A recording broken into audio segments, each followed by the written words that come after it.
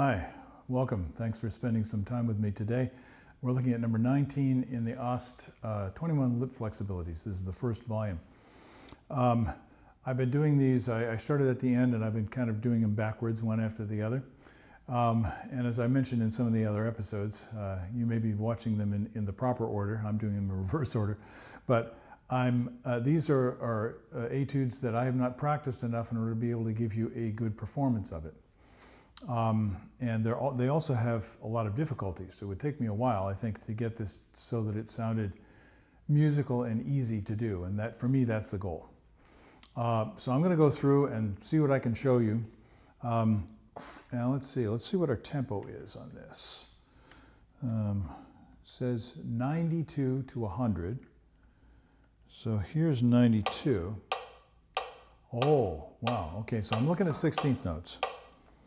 So here's what it seems like to me.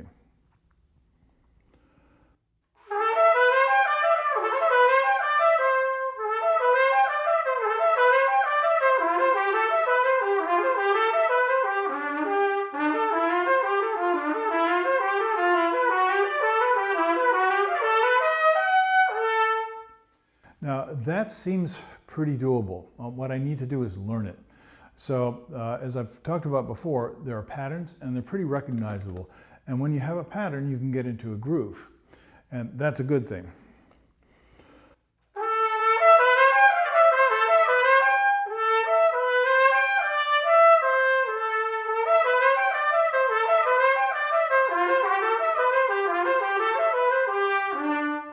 So you have interval relationships that they make sense and they're repetitive, so you can kind of latch onto them. Let me play a little bit more, starting at bar 3.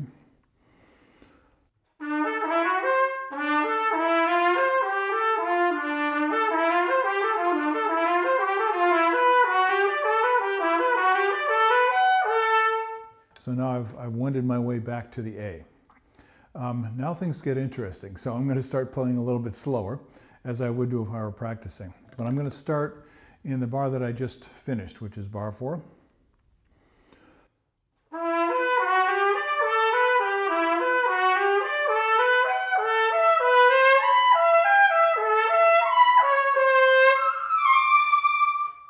Oh, so now I'm choking.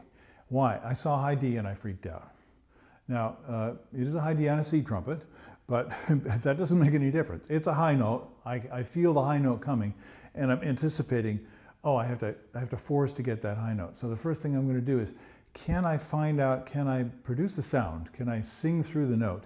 Can I sing to the note and through the note to the next note without squeezing it? So I'm going to have to slow down quite a bit.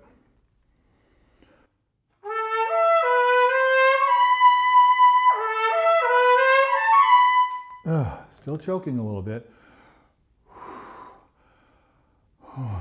So I'm trying to let go of that tension, which is anticipating the difficulty on the high note.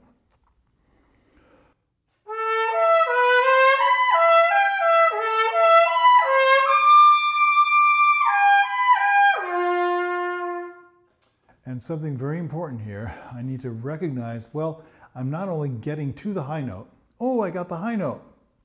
And I'm very excited, and then I forget, well, the music keeps going. My mind needs to keep going. Where am I going next? Oh, I'm going back down. So this is a little bit like, I know I keep using skiing references. I guess that means that I miss it. I haven't done it for a long time, actually. When I was a kid, I started about 5 years old, and I did a lot of skiing. And I did a little bit of competition. I did not find it very much fun. The competition part, I found skiing great fun.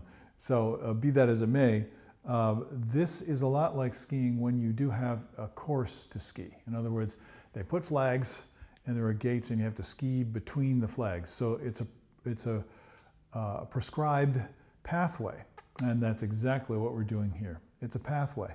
So I'm going to play the pathway again and see if I can feel, just like you'd feel the forces if you have a very tight turn. You can't go into that turn too fast, you'll lose control, right? You don't want to lose any speed, so you have to carry as much speed as you can into the turn. And that's exactly the feeling when we're playing correctly, whether we're making a large interval slow going up or going down. Now, if our timing is off, then we might crash, we might lose control, ski off the course, so to speak, or have an injury accident, right? So don't do that to yourself when you don't have that degree of control. See how you can make it easier for yourself. If you don't have the capability, don't pound on these. That only causes harm. But if you do have the strength and the capability, it's really good exercise, and it doesn't cause any harm. What you're trying to do is gain skill. So I'm going to play bar 5 again, and do that technique which I've mentioned so many times. I'm going to sustain a note in anticipation of a larger interval shift, either going up or down. And my purpose is, can I feel the forces involved in those turns as I'm going through the course?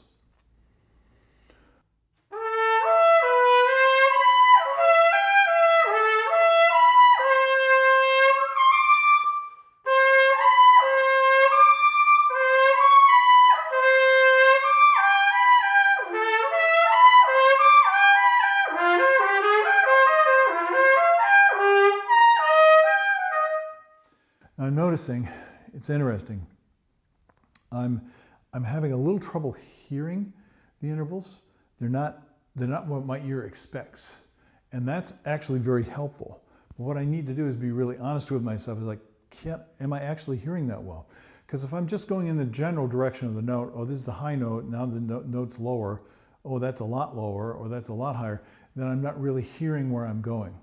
And just as in anything else, from riding your bike to driving your car to walking, it's very helpful to see where you're going, because your body is operating on that target. It's saying, this is where I'm going, and you see where you want to be. Here, you're hearing where you want to be. So,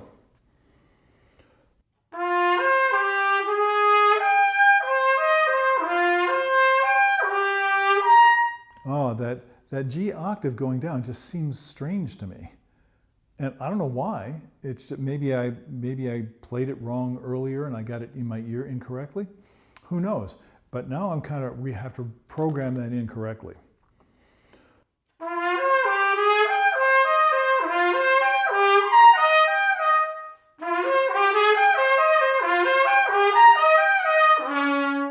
Oh, there's another difficult descending interval. So you see how these challenges to our skills, both the mental perceptual skills, hearing the pitch, for example, and the physical skills of skiing the line, so to speak, of the course, are all challenged here, and the challenges keep on stacking up and coming more frequently. And that's a really well-constructed etude. Thank you, Mr. Rust, because that's what really helps us to discover where our strengths and weaknesses are in playing. So I'm going to try and play the bar 5 and bar 6 and see how close I can get. This is for me, so just thank you for being patient.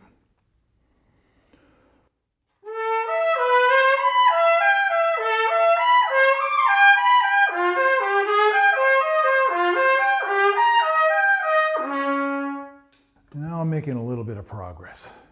I might even rest, and while I'm resting physically, I'm trying to remember and experience in my body and in my ear what I just did. I'm hearing it. This is called visualization. Many of you who are athletes are very familiar with it. It's actually playing it mentally without doing anything physically. You may feel your body respond, but the idea is now you're not getting the feedback, the physical sensations of playing the horn, the sound of playing the horn. You're just doing it in your mind. Some of the great chess players over the years would go to practice, go off by themselves in an isolated place where they wouldn't be distracted. And they wouldn't bring a chessboard, or they'd bring the chessboard and they'd set it up over there and they'd play the game mentally.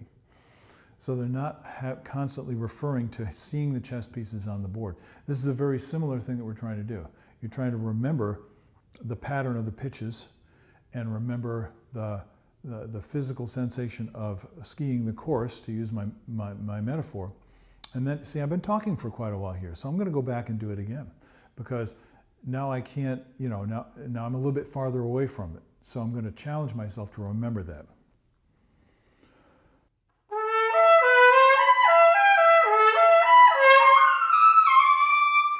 and I'm still overcompensating on that D.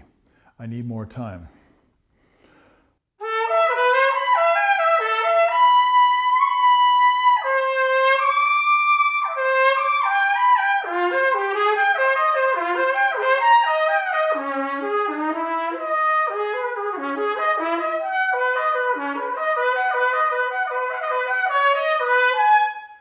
Okay, so I'm kind of hacking now. This is something I tell my students not to do. You can do it, just don't keep doing it. Go ahead and plow through. Go ahead and bang around and run around like a kid, bump into things, fall down, skin your knee. Yeah, blow off a little steam. But then back up and regroup. Put yourself in a calm state of mind. Herbert Clark used to say, always practice in a happy frame of mind. I would say in a pleasantly calm frame of mind. That doesn't mean you don't have any aggression. It means that that aggression is not getting into your body. And it's mental aggression and it's concentration. Now, that's going to carry you a long way. So I hope some of this is helpful to you. I don't know how I'm going to put the notation on the video, but I'll figure out something as I look through. And I hope that you will join me for another episode and explore my channel if you have some time. I hope you find it entertaining, and most of all, I hope you find it helpful. I'll see you later. Bye-bye.